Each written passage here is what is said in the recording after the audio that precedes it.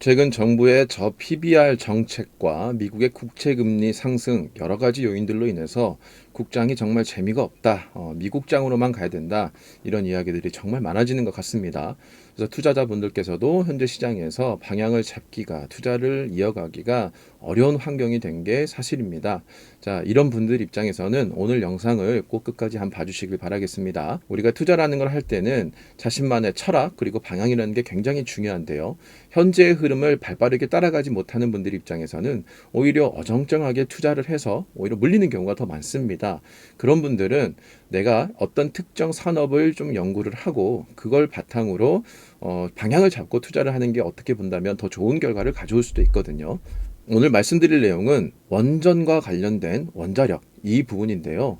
일단 최근에 우라늄 가격을 보면요. 우라늄 가격이 17년 만에 최고점을 찍었는데요. 2007년도 최고점을 찍은 그 수준까지는 가지 못했지만 그 밑에 있는 가장 높은 라인까지 최근에 올라왔습니다.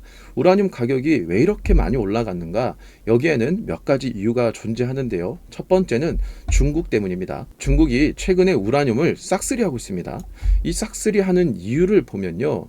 물론 원전과 관련된 내용도 있겠지만 다시금 또 어떤 자원에 대한 무기화를 시키려는 것이 아니냐 이런 움직임이 좀 보이거든요. 세계 2위의 원자력 발전국임에도 불구하고 그 외에도 나머지 국가들한테서 우라늄을 싹쓸이하고 있는 거예요. 여기에는 당연히 우라늄과 관련된 자원을 확보를 해서 나머지 국가들이 우라늄을 가져가기 어려운 환경을 만들기 위함도 있겠지만 사실은 원전이라는 부분도 분명히 있거든요. 거기에 또 한 가지는 이 우라늄이 필수적으로 쓰이는 부분이 있습니다. 바로 핵탄두죠. 이 핵탄두 보유량을 역대 가장 빠른 속도로 늘리고 있다고 합니다. 그게 어느 정도냐면요. 2035년 정도가 되면 지금으로부터 약 10년 뒤죠. 무려 핵탄두가 1,500개까지 늘릴 것이다라고 미국 뉴욕타임즈가 보도를 했습니다. 이게 2035년이 1,500개인데요. 2030년 그러니까 이제 몇 년 남지 않았죠. 이 뒤에는 1,000개가 된다라고 합니다. 이게 엄청나게 많은 수치인데 중국이 이런 흐름을 보이니까 같이 덩달아서 움직이는 게 미국입니다. 미국은 5,000개 이상의 핵탄두로서 전 세계에서 가장 많은 핵탄두를 보유하고 있습니다. 문제는 뭐냐면 미국은 이 핵탄두가 사실 냉전 이전에 만들어진 게 굉장히 많기 때문에 이것을 유지를 하려면 매년 80개 정도의 핵무기를 만들어야 된다라고 해요. 그러다 보니까 미국도 우라늄에 대한 수입을 굉장히 강화시키고 있습니다. 특히나 미국도 우라늄에 대한 의존도가 높아요. 전 세계에서 우라늄 공급을 가장 많이 하고 있는 국가가 러시아입니다. 전 세계 우라늄 공급의 50% 이상을 차지하고 있는데 미국도 이 우라늄을 무려 20% 이상을 러시아에서 수입해오고 있다고 하니까요. 우라늄 의존도가 좀 높은 편이죠. 그래서 미국에서도 에너지부가 이렇게 발표를 했습니다. 국내 우라늄 공급을 위한 다음 단계를 발표하겠다. 고순도 전홍축 우라늄을 국내 공급망 구축을 하겠다. 그래서 미국에서도 이제 이 국내 공급망을 만들기 위해서 러시아를 제재하려는 움직임이 나옵니다. 미국 하원에서 최근 러시아산 우라늄 수입 금지안을 통과시켰는데요. 물론 이게 상원을 통과해야지만 입법화가 되지만 어쨌든 이런 움직임이 만들어지다 보니까 글로벌 우라늄 공급의 최대처인 러시아가 이런 규제를 당한다라고 하면 당연히 우라늄 가격이 띄우겠죠. 중국이 역대 최고의 우라늄에 대한 수입을 하고 있고 여기에 미국도 하고 있고 또 공급을 줄인다고 하니 당연히 이거는 이 어떤 자원에 대한 무기화를 중국과 미국이 서로 힘겨루기를 하고 있다 이렇게 보시면 될 것 같아요. 여기에 같이 움직이는 게 바로 원전 사업입니다. 원전은 제가 작년부터 계속 얘기를 하고 있는데요. 사실 증시는 그렇게까지 큰 흐름의 모습을 보이고 있진 않아요. 원전 가동률이 지금 6년 만에 80%대로 정말 높아졌거든요. 탈원전 이전 수준을 이미 회복했습니다. 이 탈원전이라는 단어는 오래전에 이미 이제 사라진 단어입니다. 그래서 현 정부인 우리나라 정부도 마찬가지고 미국의 바이든 정부도 원래 원전을 배척하진 않았어요. 하지만 이 신재생 에너지를 훨씬 더 강하게 밀어붙였던 것밖에 없습니다. 그런데 이 신재생 에너지가 최근에 좀 힘이 약하잖아요. 그러다 보니까 원전을 다시 좀 살리는 쪽으로 비중을 좀 더 줬다 이렇게 생각하시면 될 것 같습니다. 그래서 최근에 한국 정부와 함께 탄소 중립을 위해서 원전을 3배로 증가시키겠다라는데 한미일 등 22개국이 공동 선언을 했습니다. 원전을 다시금 띄우겠다 이건데요. 한국과 미국, 일본, 영국을 비롯한 22개국이 2050년까지 2010년 대비 3배를 더 늘리는 데 협력하기로 했는데, 사실 원전이 좀 탈원전으로 간 게 거의 한 8년 정도 됐으니까요. 그걸 대비해 본다라고 하면은 직전 어떤 발전량하고 크게 차이가 없습니다. 지금 전 세계에서 원전이 약 400개 정도인데 160개 정도를 추가로 지을 계획이 이미 잡혀 있죠. 40% 이상이 증가가 되는데요. 이거를 이제 더 증가시키겠다. 그래서 여기에는 신재생 에너지, 청정 에너지를 이끌었던 유럽 국가들도 전부 다 동참이 되어 있습니다. 프랑스, 네덜란드, 스웨덴, 핀란드, 캐나다, 아랍에미레이트도 참여를 했고요.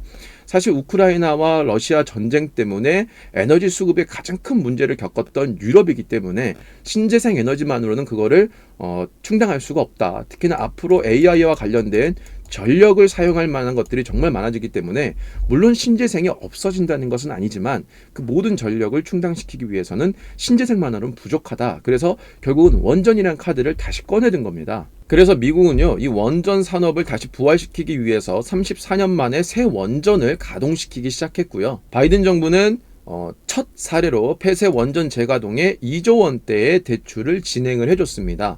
금액을 떠나서 사실은 원전 재가동에 이 정도의 어떤 혜택을 주고 정부가 지원을 해준다는 게 큰 의미가 있죠.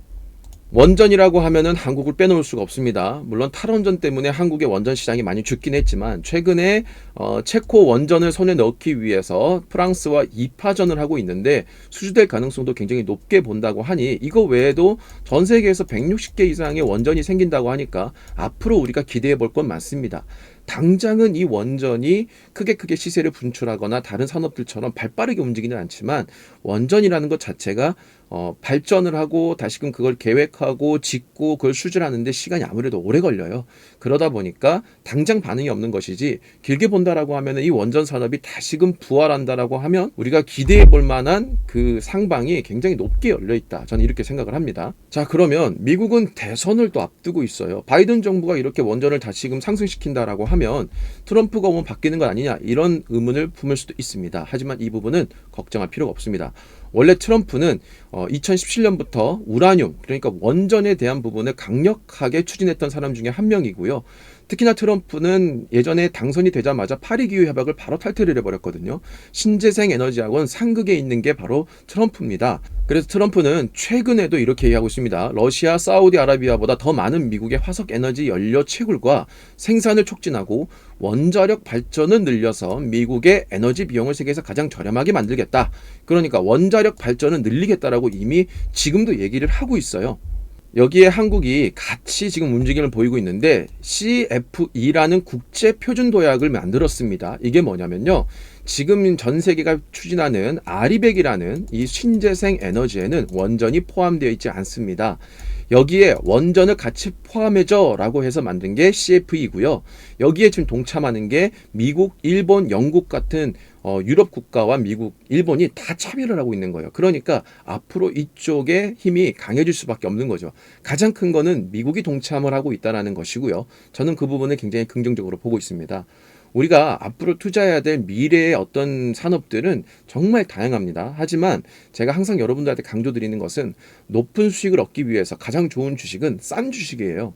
비싼 주식을 올라타서 더 수익을 볼 수도 있겠지만, 우리가 시장에 갈 방향이 좀 애매하다, 올라탄 주식들이 너무 많이 올랐다, 이렇게 해서 어려울 때는 오히려 이런 산업들, 주식이 싼 애들을 찾아서 당장 내일이 될지 한 달 뒤가 될지 1년 뒤가 될지는 모르겠지만 상승이 준비되어 있는 기업들을 투자하는 것이 어찌 본다면 안전하게 또 높은 수익을 만들 수 있는 방법이 되지 않을까라는 생각을 하고 있습니다. 새해 2월달이 들어서 촬영 장소도 바꾸고 폼도 좀 많이 바꿨습니다. 좋은 영상과 함께 많은 정보를 드릴 테니까요. 좋아요와 구독, 알람 부탁드리고요. 다음에도 좋은 영상으로 인사드리도록 하겠습니다.